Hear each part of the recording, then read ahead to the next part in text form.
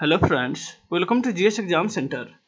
दोस्तों, आज के इस वीडियो में नेक्स्ट प्रैक्टिस सेट को कवर करेंगे, जिसका पहला प्रश्न इस प्रकार से है। आज का पहला प्रश्न है, लोकसभा के कितने सदस्य राष्ट्रपति के द्वारा मनोनीत किया जाता है? राष्ट्रपति के द्वारा। राइट आंसर होगा ऑप्शन बी, 2 सदस्यों को राष्ट्रपति के द्वारा मनोनीत किया जाता है और राज्यसभा में 12 सदस्यों को राष्ट्रपति के द्वारा मनोनीत किया जाता है। भारतीय संविधान के अनुच्छेद 331 के प्रावधान के तहत राष्ट्रपति द्वारा आंग्ल भारतीय समुदाय को लोकसभा में 2 प्रतिनिधि और राज्यसभा में 12 प्रतिनिधि को मनोनीत किया जाता है। नेक्स्ट है क्वेश्चन नंबर 2, किसने सरकार को 1950 ईस्वी में सर्वोदय योजना प्रस्तुत किया था? सर्वोदय योजना।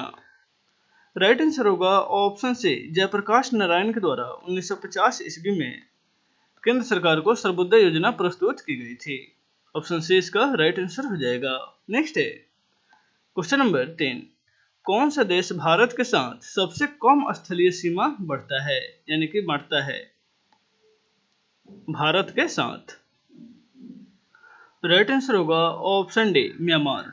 दिए गए ऑप्शन के अनुसार भारत और म्यांमार के बीच सबसे कम स्थलीय सीमा है, जिसकी लंबाई 1643 किलोमीटर है। 1643। इस प्रकार भारत और अफगानिस्तान के बीच सबसे कम स्थलीय सीमा है, लेकिन यहाँ प्रश्न के अनुसार म्यांमार इसका राइट आंसर हो जाएगा। भारत और म्यांमार की जो स्थलीय सीमा की लंबाई है वह है 1643 किलोमीटर। भारत और बांग्लादेश की जो स्थलीय सीमा है उसकी लंबाई है 4096 किलोमीटर। भारत और चीन की स्थलीय सीमा है वह है 4057 किलोमीटर और भारत और पाकिस्तान की जो मध्य सीमा है उसकी लंबाई है 3323 किलोमीटर।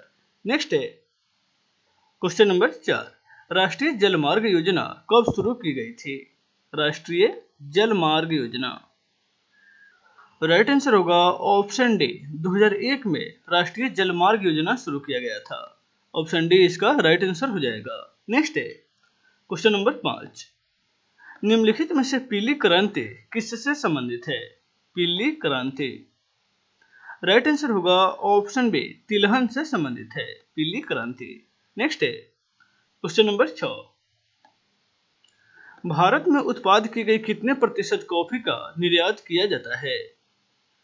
भारत में उत्पादन के कुल प्रतिशत जो है, कॉफी का जो उत्पादन होता है उसका कुल कितना प्रतिशत भाग को निर्यात कर दिया जाता है? राइट आंसर होगा ऑप्शन बी, 70%। भारत के कर्नाटक राज्य में सर्वाधिक कॉफी का उत्पादन होता है। कुल उत्पादन का 70% भाग को निर्यात कर दिया जाता है। ऑप्शन बी इसका राइट आंसर हो जाएगा। नेक्स्ट है क्वेश्चन नंबर 7, दुर्गापुर इस्पात कारखाना निम्नलिखित में से किसकी सहायता से स्थापित की गई थी? दुर्गापुर इस्पात कारखाना। राइट आंसर होगा ऑप्शन सी, इंग्लैंड की सहायता से दुर्गापुर इस्पात कारखाना स्थापित की गई थी द्वितीय पंचवर्षीय योजना के तहत। ऑप्शन सी इसका राइट आंसर हो जाएगा। नेक्स्ट है क्वेश्चन नंबर 8, किस बजट में पहली बार जीएसटी का जिक्र किया गया था? जीएसटी का जिक्र किस बजट में पहली बार किया गया था? राइट आंसर होगा ऑप्शन ए, 2006-07 में पहली बार जीएसटी का जिक्र किया गया था, लेकिन यह लागू नहीं हो पाया था। जीएसटी 1 जुलाई 2017 से लागू किया गया है। जीएसटी का फुल फॉर्म होता है गुड्स एंड सर्विस टैक्स। 1 जुलाई को जीएसटी दिवस के रूप में भी मनाया जाता है। नेक्स्ट है क्वेश्चन नंबर 9, राष्ट्रीयकरण से पहले स्टेट बैंक ऑफ इंडिया का नाम क्या था? स्टेट बैंक ऑफ इंडिया, इसका नाम राष्ट्रीयकरण से पहले क्या था? राइट आंसर होगा option A, imperial bank of India था, जिसकी स्थापना 1921 ईस्वी में की गई थी। 1949 में स्टेट बैंक ऑफ इंडिया का राष्ट्रीयकरण के बाद इसका भारतीय स्टेट बैंक का नाम दिया गया। ऑप्शन ए इसका राइट आंसर हो जाएगा। 1955 ईस्वी में इंपीरियल बैंक ऑफ इंडिया का राष्ट्रीयकरण किया गया और इसका नाम भारतीय स्टेट बैंक का नाम दिया गया। 1955 ईस्वी में भारतीय स्टेट बैंक का राष्ट्रीयकरण किया गया था। नेक्स्ट है क्वेश्चन नंबर 10, निम्नलिखित में से कौन सी गायन शैली नवाब वजीद अली शाह के दरबार से शुरू हुई थी? नवाब वजीद अली शाह, कौन सी गायन शैली इनके दरबार से शुरू हुई थी? राइट आंसर होगा ऑप्शन सी ठुमरी। ठुमरी की शुरुआत नवाब वजीद अली शाह के दरबार से शुरू हुई थी।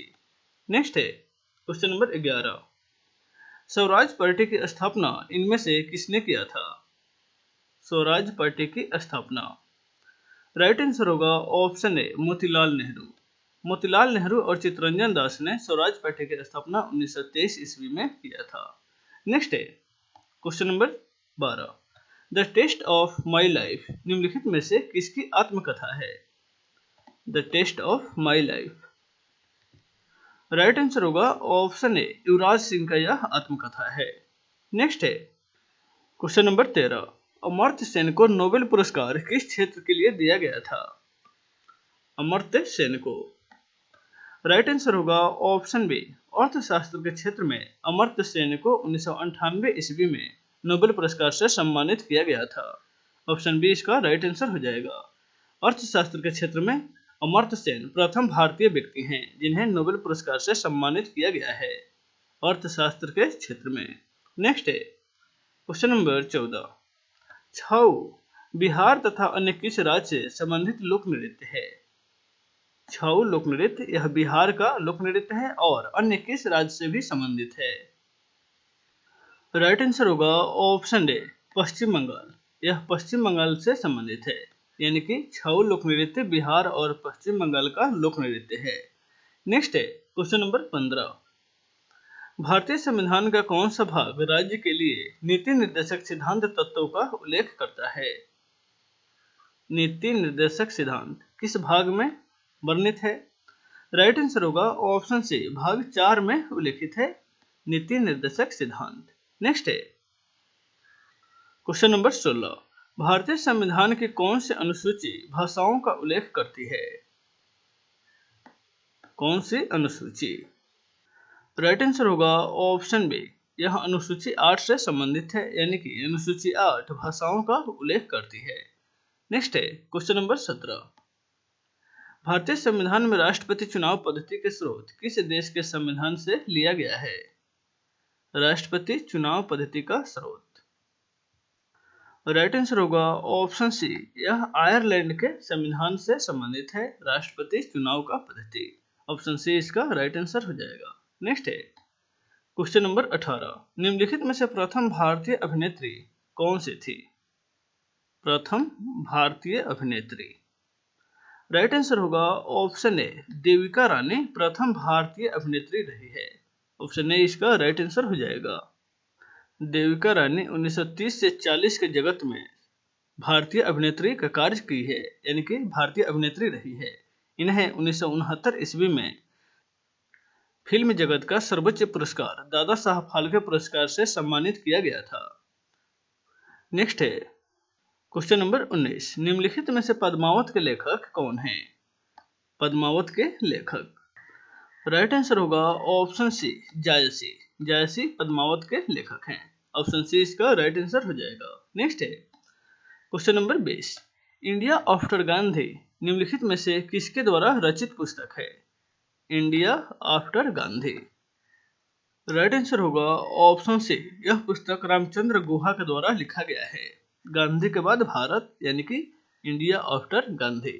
नेक्स्ट है क्वेश्चन नंबर 21। बिस्मिल्लाह खान ने निम्नलिखित में से किससे संबंधित थे? बिस्मिल्लाह खान निम्न में से किससे संबंधित थे? राइट आंसर होगा ऑप्शन डी शहनाई। बिस्मिल्लाह खान जो थे वह शहनाई वादक थे। नेक्स्ट है question number 22। Bank press note निम्नलिखित में से किस जगह स्थित है? Bank press note. Right answer होगा ऑप्शन बी देवास। मध्य प्रदेश के देवास में बैंक प्रेस नोट स्थित है। नासिक और सलवानी में करेंसी नोट प्रेस स्थित है। नासिक और सलवानी में। और औरंगाबाद जो है वह अखबार से संबंधित है, यानी कि पेपर से संबंधित है। नेक्स्ट है क्वेश्चन नंबर 23। भारत में पहला सुपर कंप्यूटर जो विकसित किया गया था उसका नाम क्या था? पहला सुपर कंप्यूटर। राइट आंसर होगा ऑप्शन ए परम सरिता। भारत का पहला सुपर कंप्यूटर है। ऑप्शन ए इसका राइट आंसर हो जाएगा। नेक्स्ट है क्वेश्चन नंबर 24। भारत में 4G सेवा का प्रारंभ कब हुआ था? 4G सेवा का प्रारंभ। राइट आंसर होगा ऑप्शन बी, 2012 में भारत में 4G सेवा का शुरुआत हुआ था। नेक्स्ट है क्वेश्चन नंबर 25। कीवी किस देश में पाई जाने वाली पक्षी है? कीवी। राइट आंसर होगा ऑप्शन सी, यह न्यूजीलैंड में सर्वाधिक पाई जाती है। नेक्स्ट है क्वेश्चन नंबर 26। मायोपिया रोगी को किस लेंस का उपयोग करना चाहिए? जो व्यक्ति मायोपिया से संक्रमणित है यानी संग्रहित है, उनको किस लेंस का उपयोग करना चाहिए? राइट आंसर होगा ऑप्शन ए, अवतल लेंस का प्रयोग करना चाहिए। मायोपिया यानी कि निकट दृष्टि दोष। निकट दृष्टि दोष में निकट दिखाई देता है और दूर दिखाई नहीं देता है, इसलिए उसमें निवारण के लिए अवतल लेंस का प्रयोग होता है। नेक्स्ट है क्वेश्चन नंबर 27। सापेक्ष आर्द्रता निम्नलिखित में से किससे मापी जाती है? सापेक्ष आर्द्रता। राइट आंसर होगा ऑप्शन बी, हाइग्रोमीटर नामक यंत्र से सापेक्ष आर्द्रता मापा जाता है। ऑप्शन बी इसका राइट आंसर हो जाएगा। नेक्स्ट है क्वेश्चन नंबर 28। इनमें से किस प्रकाश का तरंगदैर्घ्य सबसे कम होता है? किस प्रकाश का तरंगदैर्घ्य? राइट आंसर होगा ऑप्शन डी, बैगनी। बैगनी का तरंगदैर्घ्य जो है वह सबसे कम होता है और सबसे अधिक लाल का तरंगदैर्घ्य होता है। नेक्स्ट है क्वेश्चन नंबर 29। कार्य का एसआई मात्रक क्या होता है? कार्य का एसआई मात्रक। राइट आंसर होगा ऑप्शन ए, जूल। नेक्स्ट है क्वेश्चन नंबर 23। इनमें से कौन सी विद्युत चुंबकीय तरंग नहीं है? विद्युत चुंबकीय तरंग। राइट आंसर होगा ऑप्शन सी, ध्वनि तरंग जो है वह विद्युत चुंबकीय तरंग का उदाहरण नहीं है। ऑप्शन सी इसका राइट आंसर हो जाएगा। तो दोस्तों आज के वीडियो में बस इतना ही, फिर मिलते हैं नेक्स्ट वीडियो में। Take care.